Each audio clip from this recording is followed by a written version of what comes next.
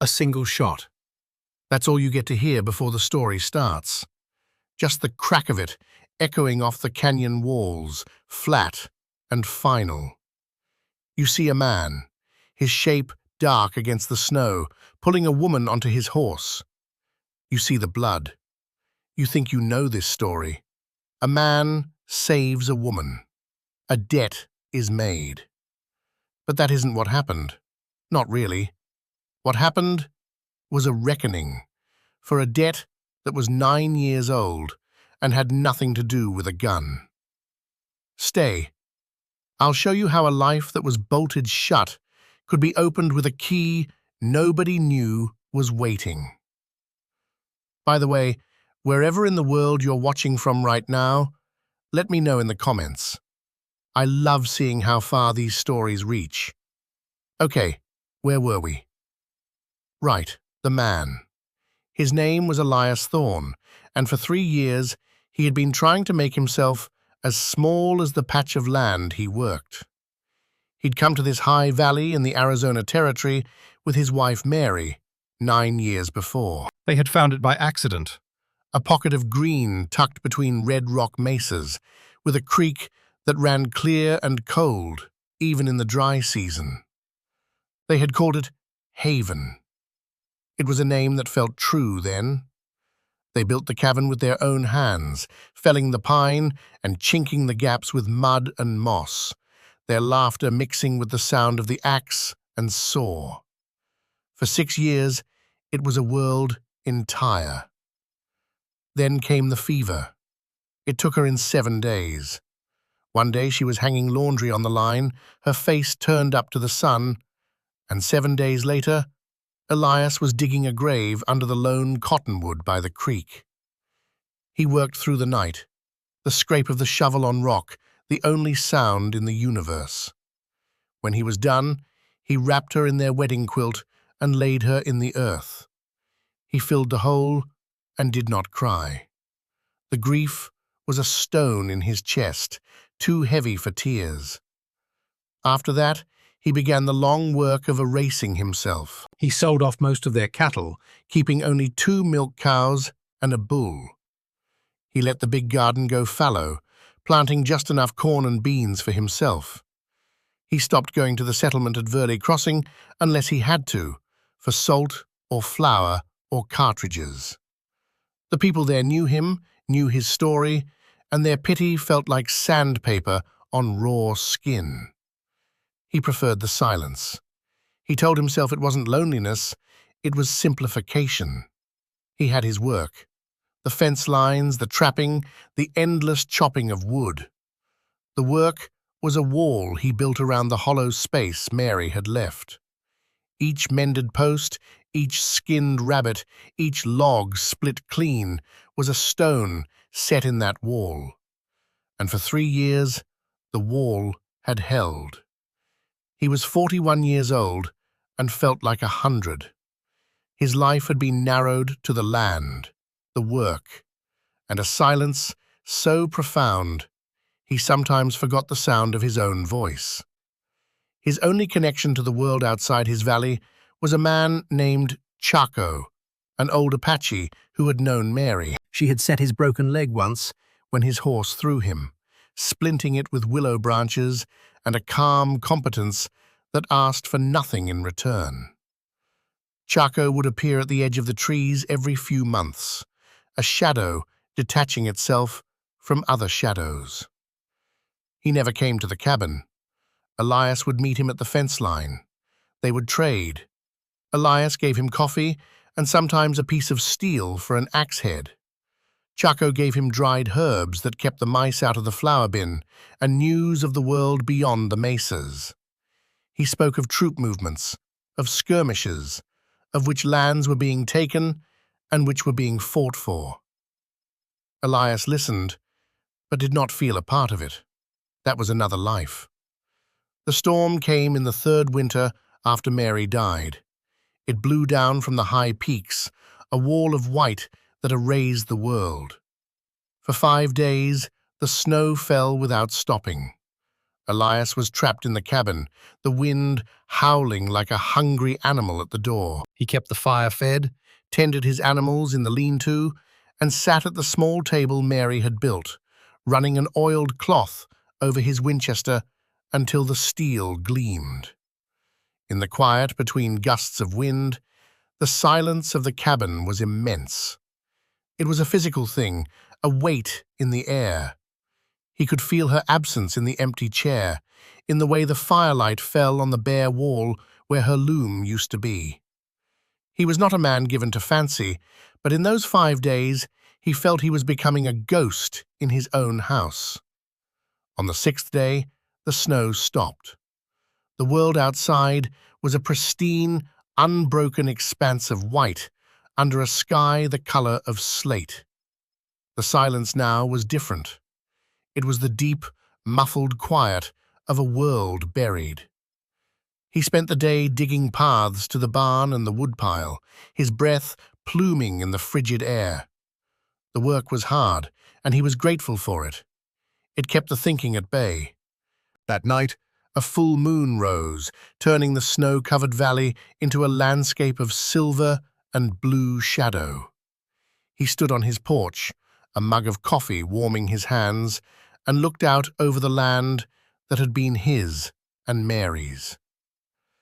"The truest map is the one you carry in your bones," she used to say. His map was this valley. Every ridge, every draw, every tree was a memory. That was the spot where they'd seen the mountain lion. That was the creek bend where she'd caught the big trout. The memories were sharp, like shards of glass in his heart. He was about to go inside when he saw it. A movement at the far end of the valley, near the stand of junipers that marked the old trail. It was a horse, struggling through the deep snow. It was riderless. Elias watched, his hand tightening on the mug. A stray, or a horse that had thrown its rider. He set the mug down and went inside for his rifle. It was a habit, old and ingrained.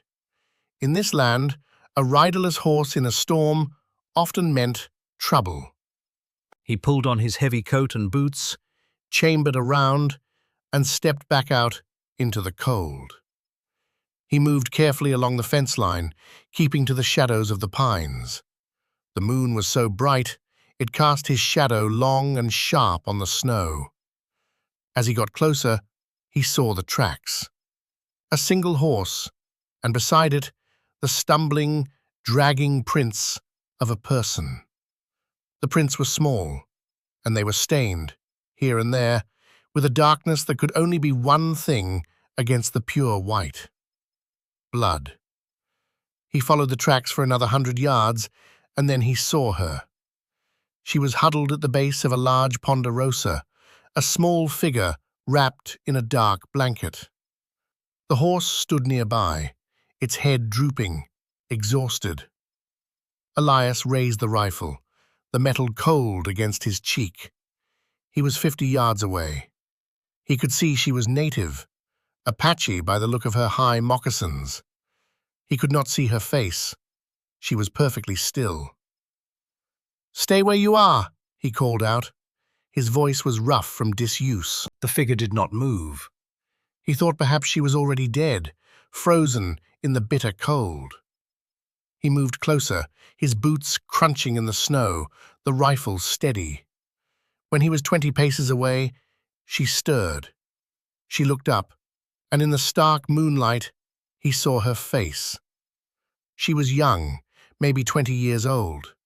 Her face was taut with pain and exhaustion, but her eyes were black and fierce.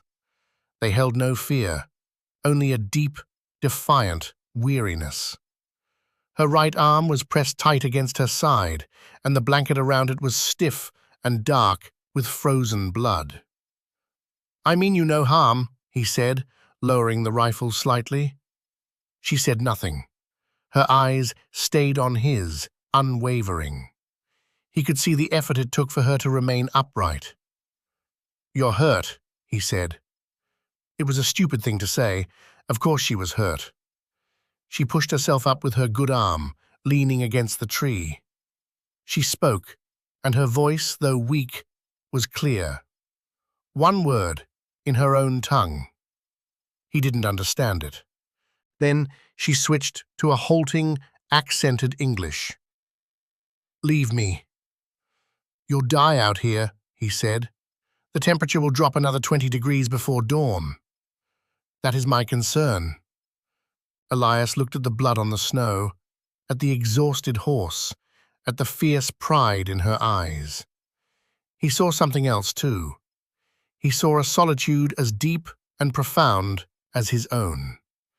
He thought of Mary, of how she would have handled this. She would not have hesitated.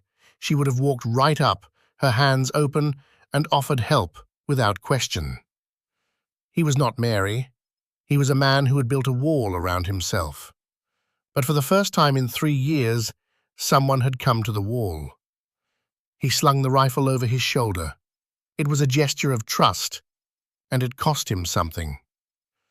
"My cabin is close. There's a fire. Medicine."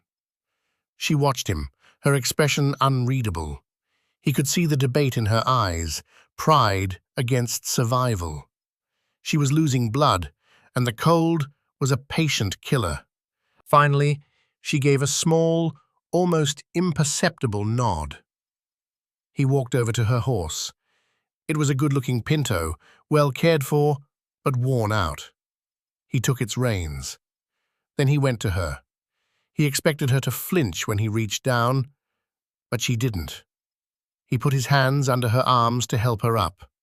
She weighed almost nothing, a bird made of hollow bones.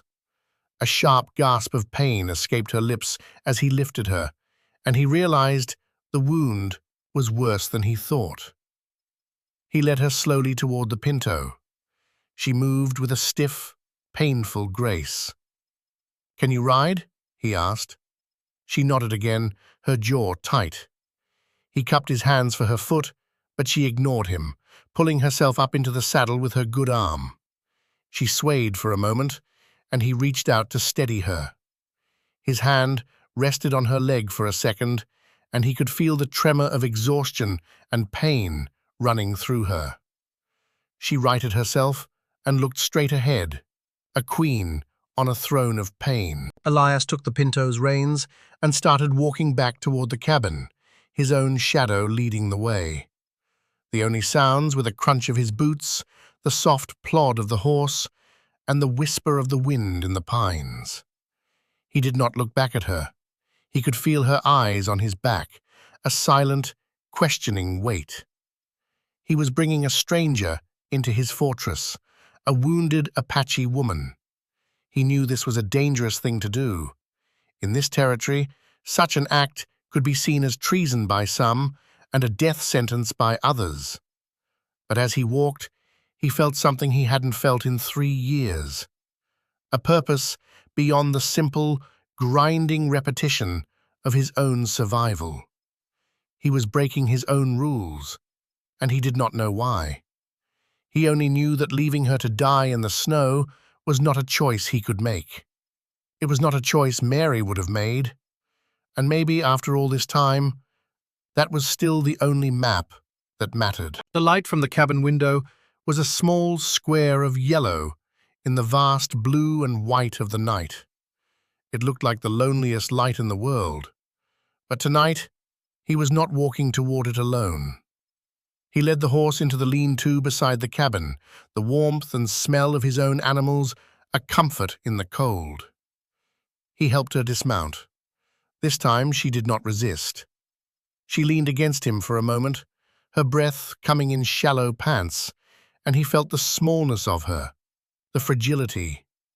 He put an arm around her shoulders and guided her toward the cabin door. Inside, the heat from the stone fireplace was a physical blow. She staggered, and he caught her, half carrying her to the single chair by the hearth. He eased her into it, and she slumped, her head falling back, her eyes closing. For a moment, he thought she had lost consciousness. But then her eyes opened again, black and watchful. He knelt, and began to work on her moccasins, his fingers clumsy with the frozen laces. He pulled them off. Her feet were like ice. He went to the stove and poured hot water from the kettle into a basin, then brought it over and set her feet in it. She flinched, but did not pull away. "I need to see the wound," he said, his voice quiet in the small room. She looked at him for a long moment, then gave a slow nod. He carefully peeled back the blanket from her right side. It was frozen to her buckskin shirt, and he had to work it loose gently. The shirt itself was soaked through with blood. He took his knife and carefully cut the fabric away. The wound was a deep gash along her ribs, long and ugly. It wasn't a bullet hole or a knife wound. It looked as if she'd been gored, maybe by a boar, or had fallen against a sharp, broken branch. It had bled a lot, but the bleeding had slowed, likely due to the intense cold. It needed cleaning and stitching. "I have to clean it," he said. "It will hurt." "I know," she whispered. He went to the chest. Where Mary had kept her medical supplies. He still had them, neatly organized in wooden boxes: carbolic acid, bandages, needles, and gut. He brought them to the fire. He washed his hands thoroughly, then set to work. He cleaned the wound with hot water and a diluted splash of the acid. She did not make a sound, but her hands gripped the arms of the chair, her knuckles white. Her whole body was rigid with the effort of bearing the pain. He admired her stillness, her control. It was a strength he understood. When the wound was clean, he threaded a needle. "This is the worst part," he said. She just watched him, her eyes dark pools in the firelight. He put in the first stitch, then the second. He worked with a slow, steady hand, the way he would mend a piece of leather harness. He was not a doctor, but he had done this before, on himself and on his animals. He closed the gash with 12 neat stitches. He covered his work with a clean bandage, wrapping it tightly around her torso.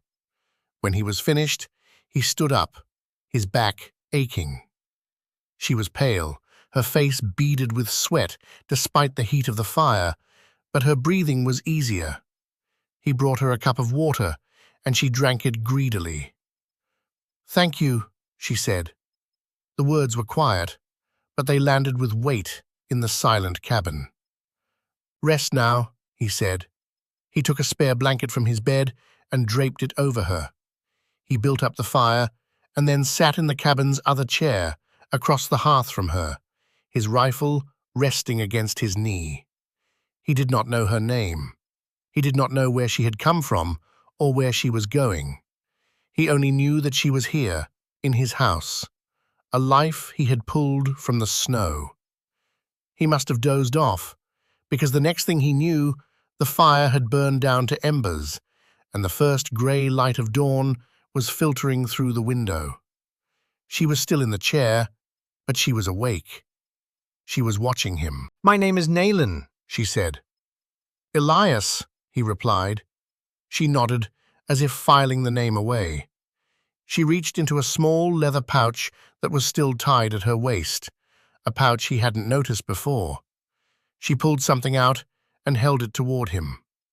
It was a small, intricately beaded turtle, the kind Apache women made as a charm for a child's cradle board. The beadwork was beautiful, the colors vibrant. "I was bringing this to Mary," she said. Elias stared at the turtle. The world seemed to tilt on its axis. "You knew my wife?" "She was my friend," Naylan said simply. "She taught me your words. I taught her some of mine. She set my brother's arm when it was broken. She brought medicine when the coughing sickness came to our camp." He remembered now. Mary had spoken of a young Apache girl, bright and quick, who was learning to be a medicine woman for her people. She had called her Lynn. "You're Lynn?" "Naylan," she corrected gently. "She said if I was ever in need, I should come to this valley. She said it was a safe place. She drew me a map. Nayland gestured with her chin toward the pouch. She said this land would always be open to my people, to use the water from the creek that sings. She made a promise. Elias felt a cold knot form in his stomach. The creek that sang. That's what Mary had called the upper part of their creek, where it tumbled over a series of small waterfalls before flattening out in the valley. He had forgotten that. He had forgotten so many of the small things. "Mary is dead," he said, the words blunt and hard. "She died 3 years ago." Nayland's face did not change, but a deep sadness settled in her eyes. "I know," she said softly. "Chaco told us. But a promise does not die with the one who makes it. Not a true promise." She was not here seeking charity. She was here to claim a right given to her by his wife. It was a bargain made long ago, And she had come through a storm and grievous injury to see it honored. He looked at her, at the fierce dignity in her face, and he understood. This was not a rescue. It was an arrival. "The promise holds," he said. It was all he could think to say. As the sun rose higher, it cast a pale yellow light across the snow. Elias went to the window and looked out, and his blood ran cold. The valley, which had been empty and white at last light, was no longer empty. On the ridge to the east, silhouetted against the rising sun, were riders, at least 20 of them. They sat motionless on their horses, watching the cabin. Apache riders, her father's riders. They had not filled the valley, not yet. They were waiting, watching, a silent, powerful question hanging in the cold morning air. They had followed her tracks. They had come for her. And he was the man who had her in his house. He turned from the window and looked at Nayland. She had pushed herself up and was standing by the door, looking out at the riders on the ridge. There was no fear on her face. "They are my family," she said. "My father leads them." "They look like they're ready for a war," Elias said, his hand going to his rifle. "They are ready to see if a promise was kept," she replied, her eyes still on the ridge. She turned to look at him, her gaze direct and searching. "You have a good fire. You gave me water. You stitched my wound. You did not treat me as an enemy. You honored your wife's house." She paused. "Now you must go out and speak to my father. Tell him I am safe. Tell him you are the husband of the woman who made the promise. He will understand." Elias looked from her calm face to the silent army on the hill. Walk out there alone? To speak to a man whose daughter had been found wounded near his land. It was suicide. But then he looked at Nayland again. He saw the trust in her eyes. She was not asking him to be a hero. She was asking him to be Mary's husband, to be the man who had helped build this place called Haven. "All right," he said. He took a deep breath. "All right." He pulled on his coat, leaving the rifle behind. He walked to the door and opened it. The cold air hit him like a fist. He stepped out onto the porch and began to walk across the snow, toward the ridge where 20 armed men were waiting to decide if he would live or die. The walk felt like a mile. Every step was a conscious decision. The snow crunched under his boots, the sound unnaturally loud in the profound silence. He did not look back at the cabin. He kept his eyes fixed on the man at the center of the line of riders, the one who sat straighter than the others, a long rifle held across his saddle. The leader, her father. Elias kept his hands open and away from his body. He was unarmed, and he wanted them to see it clearly. As he drew closer, he could make out the details of their faces, hard and weathered, their eyes narrowed against the morning glare off the snow. They were warriors, every one of them.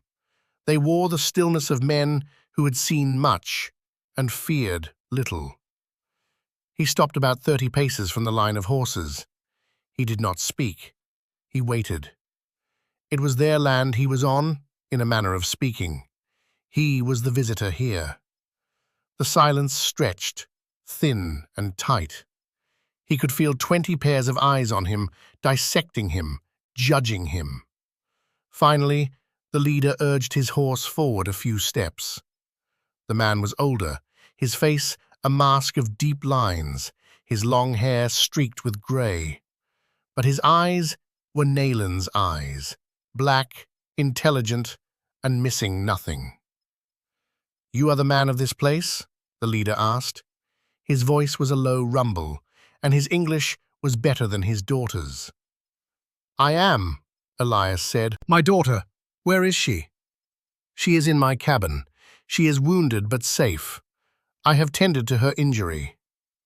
The man's gaze did not waver. "How was she wounded?" "I don't know.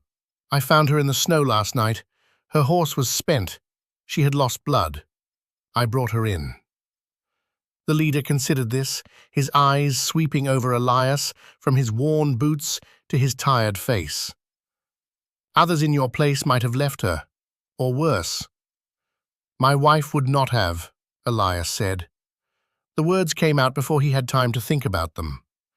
At the mention of his wife, the leader's expression shifted, a flicker of something that might have been recognition.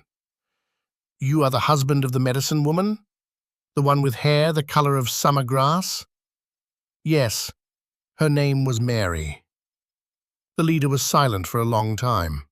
He looked past Elias at the small cabin with the plume of smoke rising from its chimney. He looked at the grave under the cottonwood tree. Then he looked back at Elias. "My daughter said the promise of this place was strong," he said. "She said it was a good place, made by good hands." He paused. "She is a stubborn girl. She rode into the storm to prove it." He looked at his men, then back at Elias. "You have honored the promise. You have kept your wife's word. That is a thing of great value." He raised a hand, and 2 of the riders dismounted. They began to walk toward the cabin. Elias tensed, but the leader held up his hand again. "They will see her. They will help her to her horse. We will take her home." Elias nodded. He stood his ground as the 2 men walked past him. He watched them go into the cabin. A few minutes later, they emerged, supporting Nalen between them. She was wrapped in one of his blankets. She walked slowly, but her head was high. As she passed him, her eyes met his. She gave him a small, formal nod. It was a gesture of thanks, of respect, of farewell. Then they helped her onto a horse, And the entire party turned and rode back the way they had come, melting into the trees at the edge of the valley. Just like that, they were gone. The valley was empty again.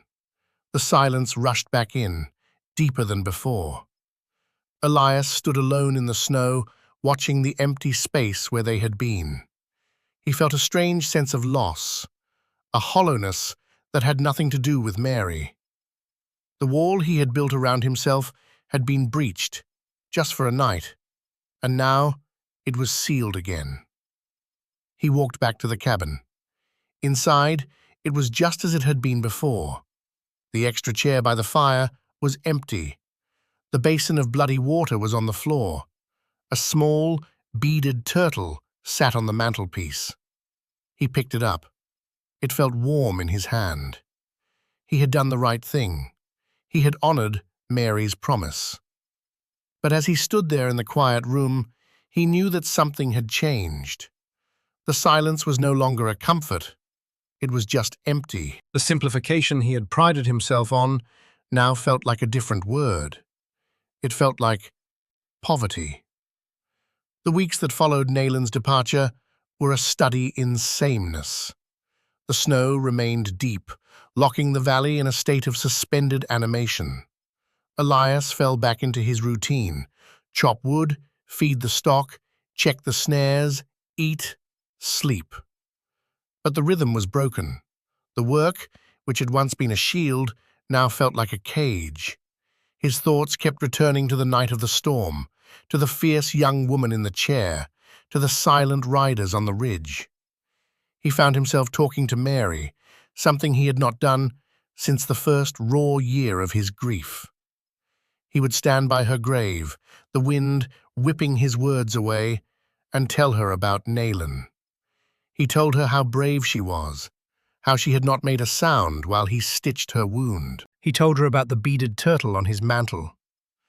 "You made a good promise, Mary," he said one afternoon, the sky heavy with more snow. A good, strong promise. He realized how much of Mary he had let fade. He had held on to the pain of her loss so tightly that he had forgotten the texture of her life. He had forgotten the way she named things, the way she saw the world, the promises she had made.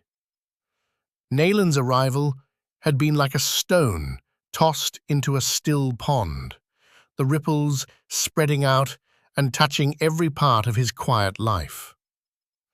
One day in late February, Chaco appeared at the fence line. Elias saw him from the cabin and went out to meet him, carrying a small sack of coffee. The old man's face was grim. The girl, "Nalin," Chaco said without preamble. "She is safe?" "Her people came for her the next morning," Elias said. "Why?" "There is trouble," Chaco said. "A new man, a white man, has come to Verde Crossing. His name is Croft. He buys land, but he does not ask. He has papers. He says this valley belongs to him now." Elias felt a cold anger rise in him. "This land is mine, patented and filed. I have the deed." "This man Croft has a different deed," Chaco said. "He says the survey was wrong. He has a paper from the territorial office. He has hired men, gunmen, and the marshal in Verde Crossing, he is this man's friend. They say the creek on your land is valuable. They say there might be silver in it. The creek that sings. The place Mary had promised to Nalin's people. It wasn't about silver, it was about water. In this dry land, water was more precious than any metal. Croft wanted the water. "He is coming soon," Chaco said. "Be careful. This man does not believe in promises. He only believes in paper and in guns." Chaco took the coffee, gave Elias a long, meaningful look, and disappeared back into the trees. Elias stood by the fence for a long time, the cold seeping into his bones. The wall he had built was about to be tested from the outside. He was no stranger to a fight. He had been a scout for the army before he met Mary, and he had seen his share of violence. But he had left that life behind. He had sought peace. It seemed peace was not going to be an option. He spent the next few days preparing. He checked his weapons, cleaned and oiled them. He laid in extra ammunition. He scouted the approaches to his valley, noting the best places for a defense. He worked with a cold, methodical calm. But underneath it, there was a current of something else. He wasn't just defending his land. He was defending Mary's promise. The two things had become intertwined, inseparable. The land and the promise were the same. A week later they came, 4 of them. Elias saw them from the ridge above his cabin where he'd been watching. They rode in bold as day, right up the main trail. He recognized the type. One man in a town suit, looking out of place on a horse. That would be Croft. The other 3 were hard-faced men with guns tied low on their hips. Elias walked down from the ridge and waited for them on his porch. He held his Winchester cradled in his arm, not pointing it, but making sure they saw it. They reined in their horses in his yard. The man in the suit dismounted. He was a big man, florid and fleshy, with small, intelligent eyes. He smiled, a thin, predatory expression. "Mr. Thorne?" he said. Elias nodded. My name is Silas Croft. I believe you're squatting on my property. He pulled a folded paper from his coat pocket. I have a deed here from the Territorial Land Office in Prescott. It seems the original survey of this area was in error. This entire valley, including the creek, falls within the boundaries of a mining claim I recently acquired. This land is patented to me and my wife, Elias said, his voice even. The survey was confirmed 9 years ago.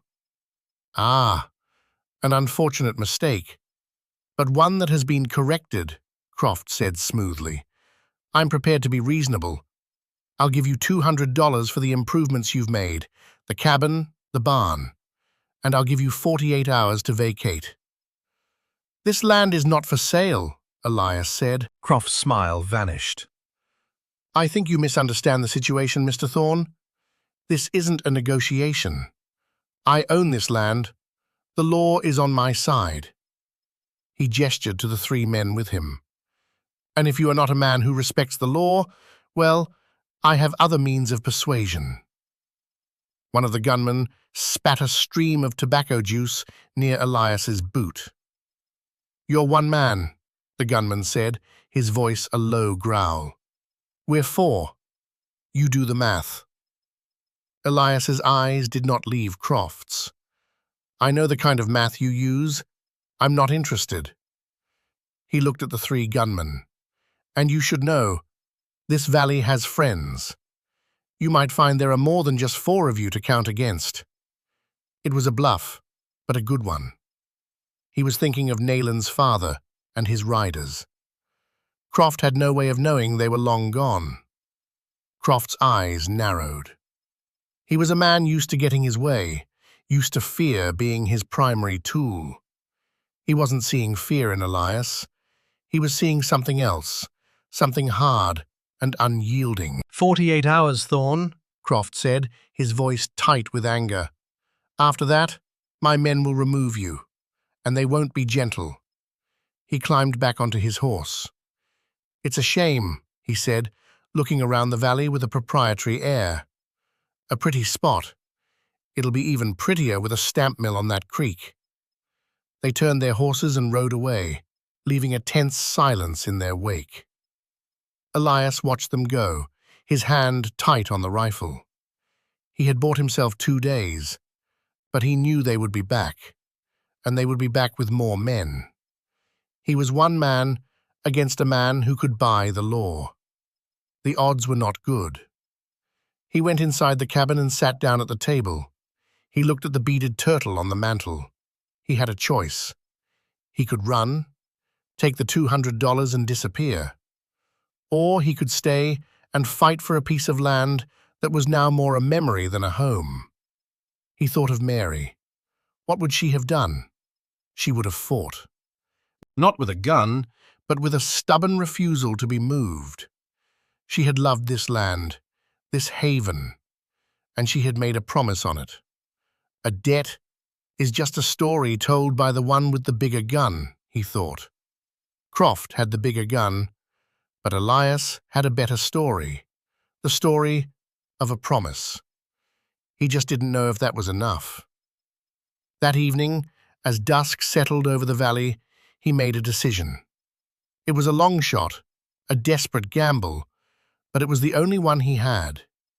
He packed a small bag with food and ammunition. At first light, he would ride. Not away from the fight, but toward it. He was going to find Nayland. He was going to find her father. He was going to call in a debt of his own, the debt of an honored promise. He rode for 2 days, pushing his horse hard, following the faint trail left by the Apache riders. He was a good tracker, and the signs were there if you knew how to look. A broken branch, a scuff on a rock, the faint depression of a hoofprint in the frozen ground. He traveled through country few white men ever saw, a landscape of stark beauty and hidden dangers. He slept little, eating in the saddle, always aware that he was a trespasser in this land. On the evening of the second day, he found them. Their winter camp was nestled in a hidden canyon, sheltered from the wind. Smoke from their cook fires rose straight up into the still, cold air. He stopped at the edge of the canyon and fired a single shot into the air, the signal of a peaceful visitor. Then he waited. Within minutes, 2 riders appeared. They were young, their faces hard and suspicious.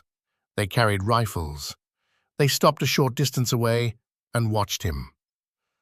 "I have come to speak with the leader," Elias said, holding his hands up where they could be seen. "I am Elias Thorne, the husband of Mary." The 2 warriors exchanged a look. They recognized the name. One of them motioned for him to dismount and follow. He did as he was told, leading his horse into the canyon. The camp was larger than he expected, a collection of wickiups and lean-tos. The smell of wood smoke and roasting meat hung in the air. People stopped what they were doing to stare at him, a white man walking into their midst. Their faces were not friendly. They led him to a large wickiup at the center of the camp. Nalan's father emerged, his face unreadable. Nalan was right behind him. She looked stronger, healthier. Her arm was no longer in a sling. When she saw Elias, her eyes widened in surprise. "Why have you come here?" her father asked, his tone flat. "The man I told you about, "The one who wants my land, he came," Elias said. "His name is Croft. He has a false paper and hired guns. He wants the creek. He gave me 2 days to leave before he comes back to remove me by force. That time is up." Nalan's father listened, his expression unchanging. "This is a fight between white men over a piece of paper. It is not our fight." "He is not just taking my land," Elias said, looking from the father to Nalan.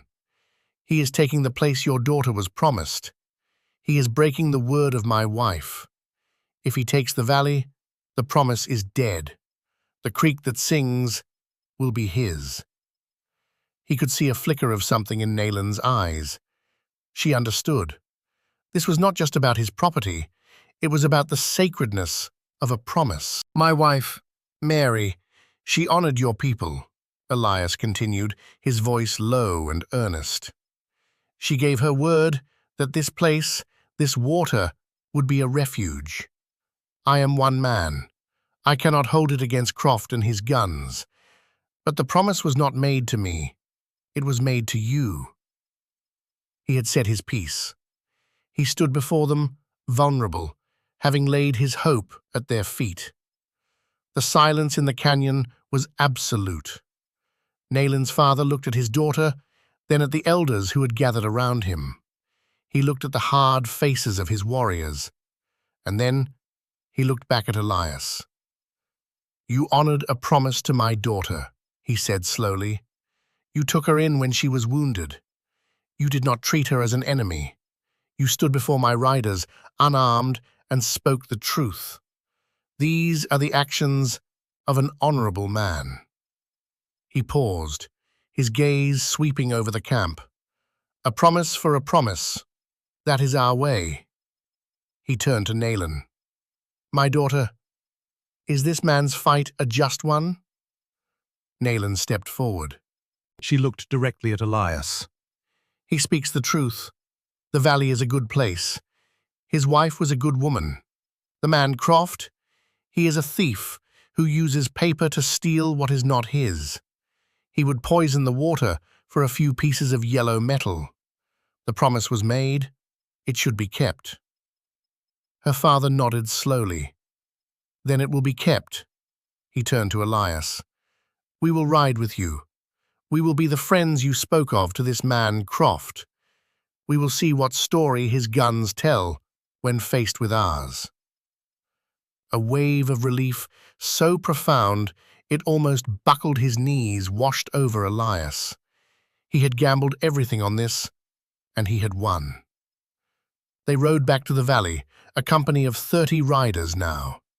They moved like ghosts through the mountains, silent and swift. They arrived back at his valley just after dawn on the third day, the day Croft was due to return. Elias had them conceal themselves in the trees on the high ridges overlooking the cabin, a hidden army waiting in the pines. Nayland and her father stayed with Elias, waiting near the cabin. They did not have to wait long. Around mid-morning, Croft and his men appeared. There were 8 of them this time, all heavily armed. They rode into the yard with an air of arrogant certainty. Croft smiled when he saw Elias standing on the porch. "Well, Thorn, I see you haven't packed," he said, dismounting. "I'm disappointed. This is going to be messy." "The land is not yours, Croft," Elias said, his voice calm. "We've been through this." "The paper says it is," Croft said, his patience gone. He turned to his men. "Get him out of the house. Burn it if you have to." As his men started to move forward, Nayland and her father stepped out from the side of the cabin to stand with Elias. Croft stopped in his tracks, his eyes widening in surprise and then narrowing in anger. "What is this?" he snarled. "You've made a deal with savages?" "These are the friends I told you about," Elias said. Croft laughed, a harsh, ugly sound. "2 of them? You think 2 Indians are going to stop us?" Nayland's father raised his hand. It was a simple, quiet gesture, and from the ridges all around the valley, his warriors appeared. They rose from the trees, from behind the rocks, silent figures holding rifles. In seconds, Croft and his men were surrounded, caught in a deadly crossfire. The gunmen froze, their hands hovering over their pistols. Their faces went pale. They were bravos for hire, not men willing to die in a hopeless fight. Croft stared at the silent army on the hills, his face a mask of disbelief and fury. The odds had changed. The math was different now. "This is my land!" he shouted, his voice cracking. "I have the deed!" "A debt is just a story told by the one with the bigger gun," Elias said quietly, echoing his own thoughts. "And your story isn't very convincing right now." Nayland's father spoke, his voice carrying in the still air. "This land has a promise on it, a promise that is older and stronger than your paper. You are not welcome here. Leave now and do not return. If you return, you will not leave again." There was no threat in his voice, only a statement of fact. Croft looked at the hard faces of the Apache warriors, at the steady aim of their rifles. He looked at Elias, at Nayland, at her father. He saw no fear, no doubt. He saw only a wall he could not break. He spat on the ground.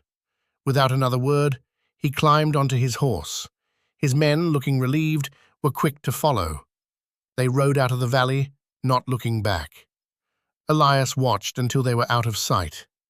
He knew Croft would not be back. Some fights are won not with bullets, but with the simple, overwhelming weight of truth. When they were gone, Nayland's father turned to Elias. "The promise is safe," he said. He and Nayland mounted their horses. "Wait," Elias said. He didn't want them to go. He didn't want the silence to return. He looked at Nayland. "The winter is not over. The passes are still deep with snow. It would be better if you stayed. Until spring." It was not what he meant to say, but the words came out anyway. He wasn't offering shelter. He was asking for company. Nayland looked at her father. The old man studied Elias's face for a long moment. He saw the loneliness there, the vast emptiness the cabin held. He saw a good man who had been hollowed out by grief. "My daughter makes her own choices," he said. He looked at Nayland. "Do you wish to stay?" Nayland looked at the cabin, at the smoke rising from the chimney. She looked at the grave under the cottonwood. And she looked at Elias. "I will stay," she said. until the snow melts.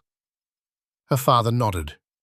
He raised his hand in farewell to Elias, then turned and led his warriors away, leaving Naylan and Elias standing together in the quiet yard. The threat was gone. The promise was secure. But a new, more complicated chapter was just beginning. The weeks that followed were quiet, but it was a different kind of quiet. It was a shared silence, not an empty one. Naylan moved into the small loft above the main room, a space Mary had used for her weaving. She was a constant, unobtrusive presence. She had a way of moving that was both graceful and efficient, never a wasted motion. They fell into a rhythm dictated by the lingering winter. Elias would do the heavy work, chopping wood, tending the stock. Naylan would take care of the cabin, cooking their meals, mending his worn clothes with stitches so fine they were nearly invisible. She was a healer. He saw it in the way she tended a lame calf, in the poultices she made from dried herbs for his chapped hands. She was mending him too, in small ways he didn't even notice at first. They rarely spoke of the future or even of the past. Their communication was in deeds, not words. He would leave a brace of rabbits on the porch for her. She would leave a hot meal on the stove for him. He repaired the handle on her knife. She rewrapped the grip on his axe with strips of cured leather that fit his hand perfectly. It was a language of mutual care and respect, spoken through the work of their hands. One evening, they sat by the fire, the wind rattling the window pane. Naylan was working on a piece of buckskin, scraping it clean with a piece of flint. "Mary taught me this," she said, holding it up. "How to make the leather soft." "She was good with her hands," Elias said, his voice thick with memory. "She told me stories," Naylan said, not looking at him. "About this place, about you. She said you had a good heart, but you kept it locked away." She paused. "She said the truest map is the one you carry in your bones. It will always lead you home." Elias looked at her, surprised she remembered Mary's phrase. "She said that a lot." "She was right," Naylan said. "This is a good home." As the days grew longer and the first signs of spring appeared, a change came over the valley. The snow began to recede, exposing the damp, dark earth.